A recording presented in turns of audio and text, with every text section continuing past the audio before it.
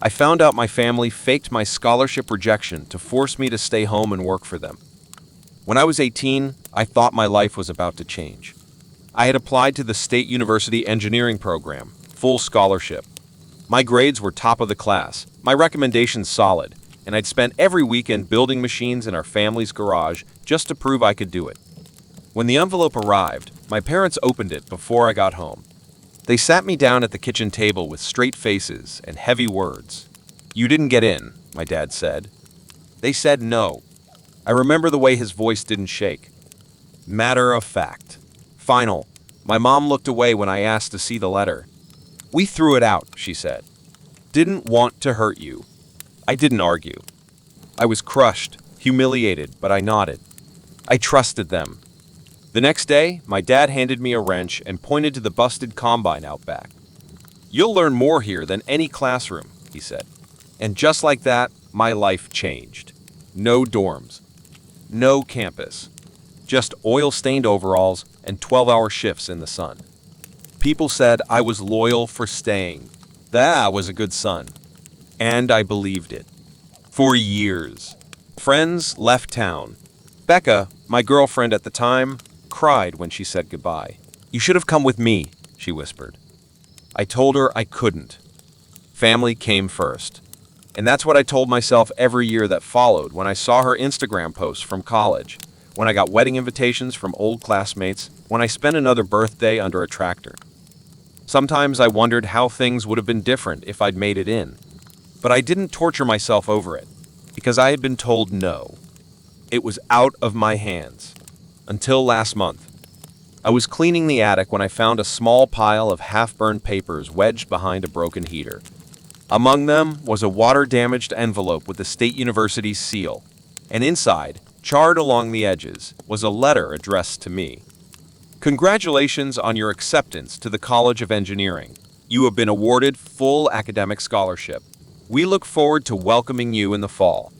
They told me college wasn't meant for people like me. I believed them until I found the letter they tried to burn. After I found the letter, I didn't confront them right away. I needed time. Time to let it sink in that my entire adult life was built on a lie. I folded the letter, tucked it in my back pocket, and walked outside like nothing had changed. But everything had. Suddenly, little things I had ignored started clicking into place. The way my dad never really talked about college, not mine, not his. How he always steered conversations toward real work and loyalty. How my mom would go quiet whenever I brought up old friends who had left town. How Becca stopped calling 6 months after she left. She told me once, "It's like you already decided you'll never leave this place." I didn't realize how right she was. I kept thinking back to the day I was rejected. How fast they had the answer. How they never let me read the letter myself. How quickly I was handed a job and told to be proud of it. Back then, I thought they were saving me from disappointment. Now I saw it for what it was: control. That week, I started asking questions. Small ones. Testing the ground. I asked my dad, "Do you ever regret not going to college?" He wiped his hands on a rag and said, "Books don't build engines, son." When I asked my mom if she ever wondered what my life would have been like if I'd gone away, she looked down and said, "You're needed here." Needed, not wanted, not chosen. Just useful. I looked around at the life I had built, or rather, the life that had been quietly constructed around me. The house I never left. The job I never asked for. The future I never got to choose. Everyone else moved on. I stayed behind, and my family made sure I stayed silent too. It was a Saturday night when it finally unraveled. Uncle Mike had come over for beers and a barbecue, same as always. He was my dad's younger brother, rough around the edges, but more honest than the rest of them combined. By his third beer, he was already reminiscing about the good old days, and by his fifth, he was just rambling. "You know," he said, pointing his bottle in my direction, "still can't believe they burned that scholarship letter. Damn shame. You would have killed it at State." Everything stopped. The grill hissed behind me. I turned slowly. "What did you just say?" Mike blinked, confused. "What? You said they burned a scholarship letter?" He hesitated, looked around. "I mean, maybe I misremembered. Been years, right? My dad stepped out of the house right then, holding a tray of burgers. He froze when he saw my face. I was already walking toward him. You told me I got rejected, I said. He didn't answer. You lied. He set the tray down. Let's not do this right now. When then? I shouted. You destroyed my future and handed me a wrench like it was a gift. Why? He raised his voice. Because you're not made for that life, Lucas. You belong here. With us. With family. I laughed. Cold. Bitter. You mean under your thumb. In your shadow. In your shop. My mom stepped outside, holding a dish towel. Her face was pale. She didn't say a word, just looked at me like a secret had finally caught up with her. She didn't deny it. She didn't even try. I stormed back inside, went straight to my room, pulled out the half-burned letter, and slammed it on the kitchen table. I found it. The truth. You couldn't even burn it all the way. They didn't just lie. They lit the truth on fire, literally. We sat at the kitchen table, the air heavy like a thunderstorm about to break. The letter lay between us, blackened at the edges, undeniable. My father looked at it, jaw clenched, arms crossed. My mother sat silently across from me, twisting the corner of her apron between her fingers like a nervous tic she hadn't had since I was a kid. Say something, I said.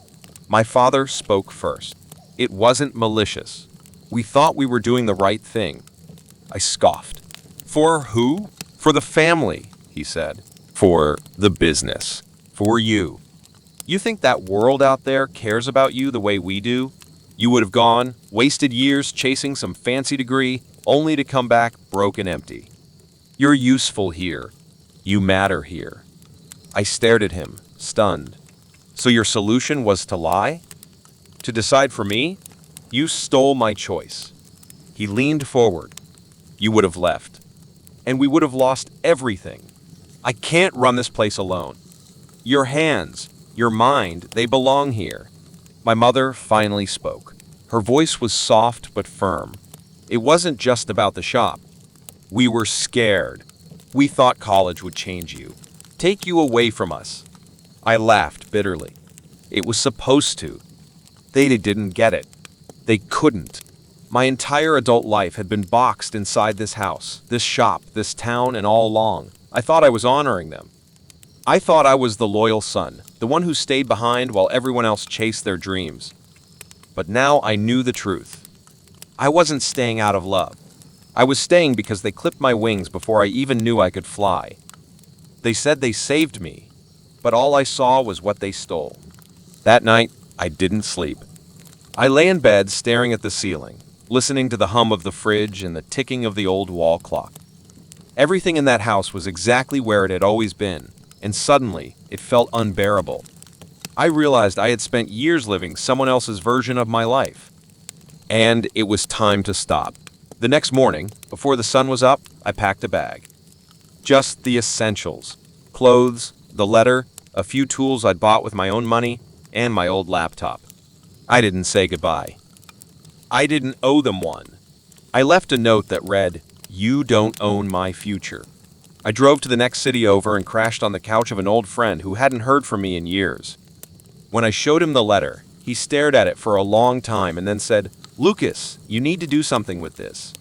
Tell your story." And I did. I wrote an essay. I called it Stolen Beginnings. I told the truth about the lie, the burned letter, the wasted years. I sent it to a scholarship committee that accepted late adult applications. I sent it to the university. I sent it to anyone who would read it. 1 month later, I got an email. "We are pleased to offer you admission into our School of Engineering with full academic scholarship." I sat in silence after reading it. I wasn't 18 anymore. I wasn't full of Navy energy or blind hope. I was 26, tired and angry, but I was finally on my way. College wasn't easy. I was older than most of the students. I had to work twice as hard to catch up, but I didn't care. Every lecture, every assignment, every sleepless night in the library, it was mine. No one gave it to me. No one controlled it. And when I walked across that stage at graduation, Cap on my head, diploma in hand, I knew exactly what that moment meant. I missed the start, but I won't miss the rest of my life. I didn't invite my parents to graduation. I thought about it briefly, but I knew they wouldn't understand. To them, this wasn't a triumph. It was rebellion, an insult to the life they built for me. But it wasn't about hurting them. It was about choosing myself for the first time. After the ceremony, I stood outside the auditorium while classmates hugged their families and posed for photos. I stood alone, holding my diploma, letting the sun warm my face. It wasn't the celebration I once imagined, but it was real. It was earned, and it was mine. Sometimes, I wonder what my life would have been like if they hadn't lied. If I'd gone to college at 18, lived in a dorm, fallen in and out of love, maybe failed a few classes. Maybe I would have graduated sooner, gotten a job faster. But maybe, just maybe, I wouldn't have valued it as much as I do now. Because now, every step I take forward is one they tried to bury. Every achievement is a brick in a future I built with bare hands and scorched truth. I don't hate them. I'm done wasting energy on that. But I don't excuse them either. They chose to keep me small to make their world feel whole. That's a choice I will never understand. Today, I teach part-time at a community college while working as a freelance design engineer. I help other students who feel trapped. I tell them that their dreams are not too big and that no one has the right to decide for them who they get to become. I still have the burned letter. I keep it in a frame on my desk, next to my diploma, a reminder of what was stolen and of what I reclaim. So now I ask you, if your own family faked your failure just to keep you near, would you forgive them? Or would you walk away and finally write your own story?